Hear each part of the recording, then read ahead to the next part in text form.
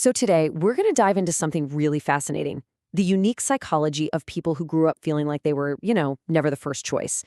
It's a super personal experience, but it's one that doesn't just define you by your past. It actually forges a really unique and powerful kind of strength.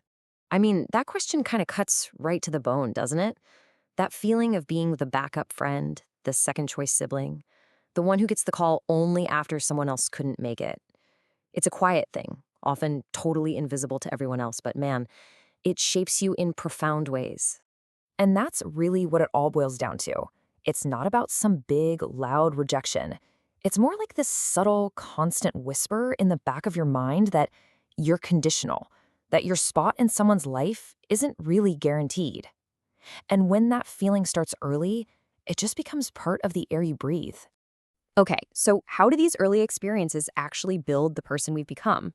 Well, you can think of it like a psychological blueprint. These things don't just happen to us, they become a core part of our internal structure. They literally influence how we see the entire world and our place in it. But here's where it gets really interesting. There's a twist. The easy assumption is that an experience like this is just damaging, that it breaks you. But the whole idea we're digging into today is that it's not a weakness, it's a catalyst. It actually forces you to develop a completely different and pretty incredible set of skills. And we're going to give this a name: silent strength. This isn't some loud, showy kind of power. Nope. It's a deep, resilient set of abilities that grow as a direct adaptation to the environment. It's basically the mind's brilliant way of turning a vulnerability into a strategic advantage. So how does this strength get forged? Well, it's not something that just happens. It's an active process.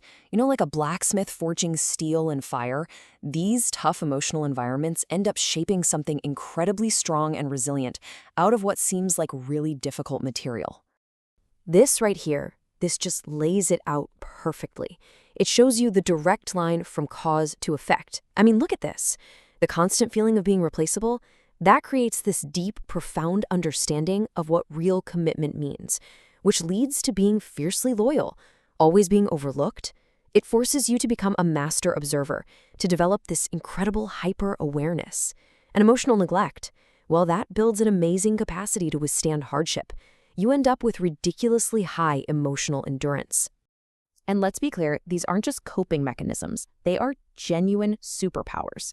So let's break down the three core strengths that come out of this whole unique architecture. First up is what we're calling high emotional endurance. And this is really the bedrock of silent strength. So what does that actually look like in real life? Well, this is the person who is the calm eye of the storm. When everybody else is freaking out, they're the one processing, thinking, and just holding it all together. They've learned how to absorb emotional shocks, not just for themselves, but for the people around them. They bring stability because, honestly, they've had a lifetime of practice managing their own internal chaos without making a big deal about it. All right, next we have a strength that becomes a central piece of their identity, a really deep, profound value for loyalty. Because they know exactly how much it hurts to be let down, they value trust and commitment more than just about anything. They might not have a huge circle of friends, but their inner circle, that's a fortress. They are so protective of the people they choose to let in, and they build these bonds that are incredibly deep and almost impossible to break. For them, loyalty isn't just a word, it's a sacred pact. And finally, we have the third superpower, and this one might be the most subtle of them all: hyper-awareness of social signals.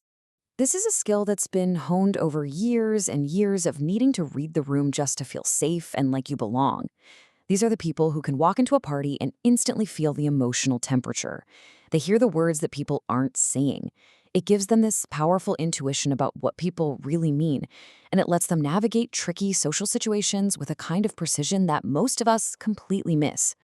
So when you put this all together, a totally new picture emerges. This isn't the story of a victim of circumstance, not at all. This is the story of an architect who, from the sidelines, took the materials they were given and built something truly extraordinary. And that, right there, is the ultimate takeaway. It's this incredible act of transformation. The very experiences that cause so much pain become the foundational plans for building a character that has immense depth, resilience, and integrity. The wound truly becomes the wisdom. So I'll just leave you with this question to think about. If any of this is resonating with you, take a second to look back.